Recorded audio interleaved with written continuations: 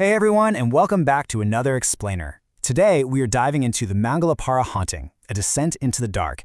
And wow, let me tell you, this is a truly chilling, real-life account shared by a young man named Nirmal. We're going straight into a midnight ritual that just completely spiraled into absolute terror. Now, this whole story takes place in the village of Mangalapara in Jharkhand, India. It's this wild case that blends local traditions, super tight family ties, and a series of unexplained, terrifying events that all unfold over just a few short days. So grab a seat, get comfortable, or maybe leave the lights on for this one, and let's dive right into the midnight incident that triggered it all. Right off the bat, one leg was missing. According to Nirmal, the terrifying anomaly that started this whole nightmare wasn't some cliché ghostly apparition floating in the woods. Nope, it was a freshly sacrificed goat that was mysteriously missing a leg after being left alone on a dark road for just a couple of minutes. The detail here is incredibly specific and honestly super unsettling. Nirmal, who was 18 at the time, his cousin Krishna, and his nephew Pawan had just attended a midnight Kali Puja sacrifice. They packed the remains of this goat into a sack to take back to their grandmother's house. But, they get thirsty. They stop to drink from a hand pump, temporarily leaving the sack unguarded in the pitch black. When they turn back, they find a leg has been violently torn completely off. The pure shock of this moment really sets the stage for everything that comes next. Okay, let's look at the timeline here to really understand how isolated they were. At midnight, we have the Kali Puja sacrifice. By 1 a.m., they're locking the temple. The village was completely asleep by this point. Nirmal, Krishna, and Pavan were literally the only ones left at the temple, tasked with locking the heavy gates. And then, at 1:15 a.m., they make a fateful decision, taking the mine route. Listen, they were tired, it was incredibly late, and they just wanted to crash at their grandmother's house, which happens to sit right at the very edge of the village, surrounded by dirt roads and thick forests. This exact timing is absolutely critical because it forces them into a corner about how to get home. 2 kilometers. That's the distance of the safer, populated bamboo forest route. But they purposefully avoided it. Instead, they opted for a much shorter shortcut through the abandoned mines. It's a seemingly innocent decision, right? I mean, we've all taken shortcuts to save a few minutes. But this specific choice set the stage for everything that followed. 2 kilometers might not sound like a huge deal, but at 1:15 in the morning, it's a desolate, creepy trek. The mine route, while definitely faster, was completely isolated by small hillocks and absolute suffocating darkness. It was on this dark, isolated path that they left that goat sack unattended. It really makes you wonder, how often does a simple everyday choice to save a few minutes inadvertently invite something terrible into your life? If they had just taken the longer 2-kilometer route, this entire chain of events might never have happened. Now, the sheer terror really sets in when we look at Nirmal's sister behavior versus the 3:30 a.m. anomalies. Nirmal wakes up in the middle of the night needing to use the washroom. And what does he find? His sister, Anshul, is inexplicably carrying this heavy, covered dead goat out of their courtyard. He silently follows her and watches in absolute horror as she carries it to a Muslim neighbor's doorstep, drops it, and actually begins consuming the raw meat. I mean, just picture that. It's a jarring, deeply horrifying visual that tells Nirmal and us that something is very, very wrong here. Nirmal completely panics. He runs back and wakes his grandmother. They go to check on Anshul, and she's seemingly fast asleep in her bed, and the goat is perfectly back in its place. But here's the catch. Nirmal can vividly see blood on Anshul's hands. But his grandmother? She simply cannot see it. Eventually, the grandmother leaves the room. Once they're alone, Anshul slowly sits up. Her hair is totally disheveled, and she looks right at him and asks in this slow, menacing, completely foreign voice, "Why are you telling everyone? You're only telling your nanny. You're only bothering me." Nirmal said he was so terrified his body literally froze and he passed out cold until morning. Fast forward to the next evening, and the haunting escalates over something so mundane, a phone charger. The family is sitting around a fire. Anshul's acting super aggressive, insisting on charging her own phone and speaking really disrespectfully to her mother and brother. When Nirmal finally just gives in and plugs her phone in, the screen lights up. And the phone wallpaper? It's a 16-year-old girl who died just 5 days ago. And not just any girl. It's a girl from the exact same house Anshul had taken the goat to the night before. So, the big question we have to ask here is, who is Farida? We need to figure out the connection between this recently deceased 16-year-old girl, Farida, and the bizarre possession taking over Nirmal's family.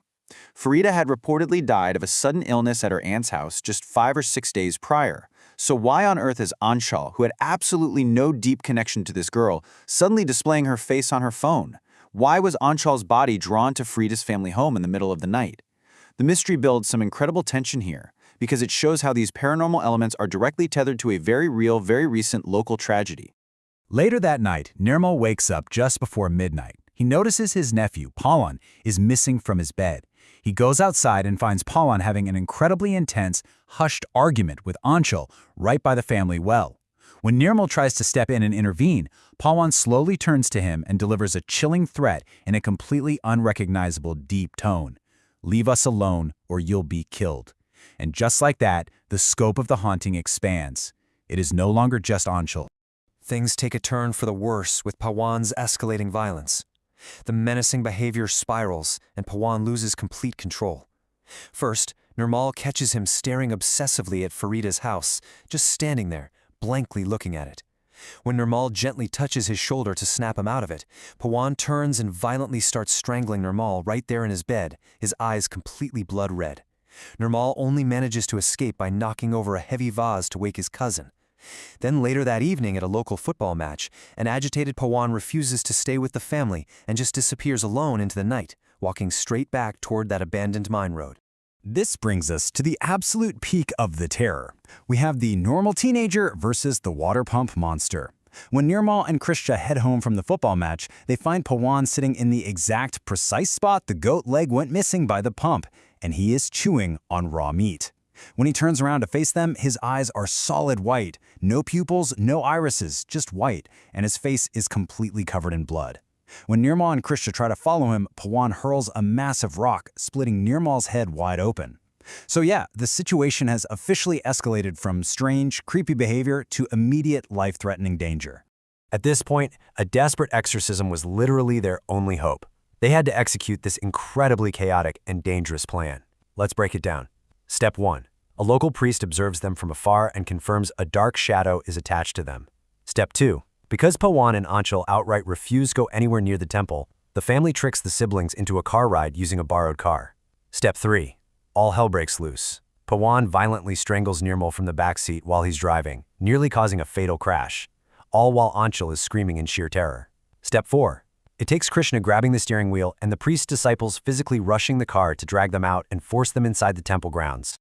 Once they get them inside, under the intense, booming chanting of the priest, Anchal collapses in agonizing pain. Finally, the spirit reveals itself, confirming she was indeed the deceased 16-year-old neighbor.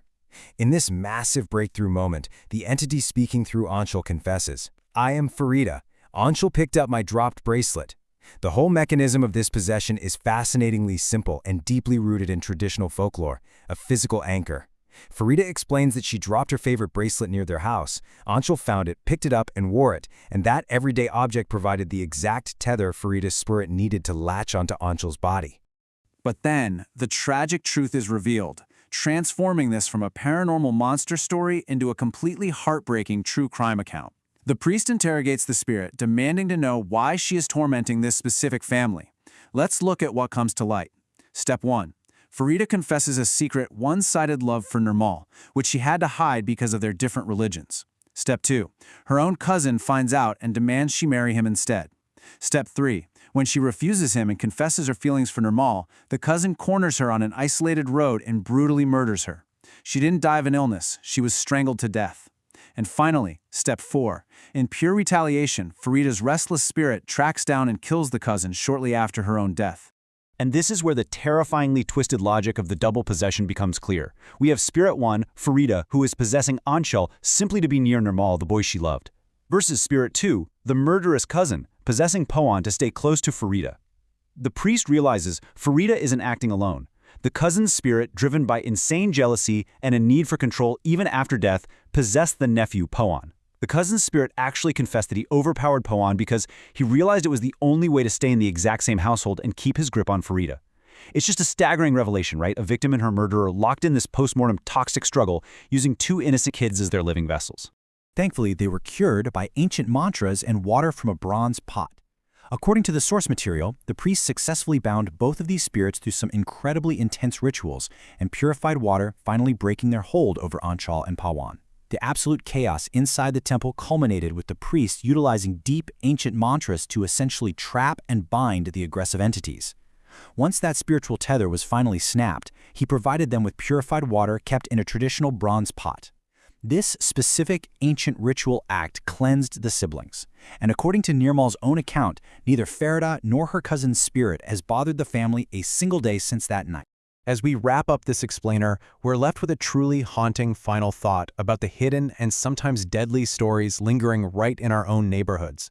We've explored how a simple shortcut to save a few minutes and a seemingly innocent piece of found jewelry literally pulled an entire family into a terrifying web of murder, forbidden love, and possession. It brilliantly illustrates how the physical world and the unknown can collide through the most ordinary things. So I'm going to leave you with a question to ponder the next time you spot something lost on the sidewalk. If a dropped bracelet can anchor a restless spirit, what unseen histories are attached to the everyday objects we pass by? Thank you so much for joining me to unpack this incredible account. Stay curious and keep learning.